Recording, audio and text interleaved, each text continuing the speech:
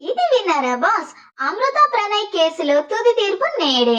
తన కుమార్తె అమృత కులంతర వివాహం చేసుకుందన్న కోపంతోనే ఆమె తండ్రి మారుతీరావు సుపారి గ్యాంగ్ తో ప్రణయ్ ని హత్య చేయించాడని పోలీసులు నిర్ధారించారు. ఈ హత్య కేసును ప్రతిష్టాత్మకంగా తీసుకున్న పోలీసులు అన్ని కోణాల్లోనూ దర్యాప్తు చేసి 2019 జూన్ 12న 1600 పేజీలతో ఛార్జిషీట్ దాఖలు చేశారు. ఛార్జిషీట్ నివేదికగా పోస్ట్ మార్టం రిపోర్టు, సాంకేతిక ఆధారాలతో పాటు సాక్షులను న్యాయస్థానం విచారించి తీర్పును మార్చి 10కి రిజర్వ్ చేసింది. సుమారు 5.5 ఏళ్ల పాటు ఈ కేసు విచారణ కొనసాగింది. ఈ మధ్యలోనే తీవ్ర మనస్తాపంతో ప్రధాన నిందితుడు మారుతీరావు 2020 మార్చి 7న హైదరాబాద్ ఆర్య వైశ్య భవనంలో ఆత్మహత్య చేసుకున్నారు. ఈ కేసులో ఇంకా సుభాష్ శర్మ, అస్గర్ ఆలీ, అబ్దుల్ బారీ, ఎంఏ కరీం, తిరునగర్ శ్రవణ్ కుమార్, శివ నింజంలో నిందితులుగా ఉన్నారు.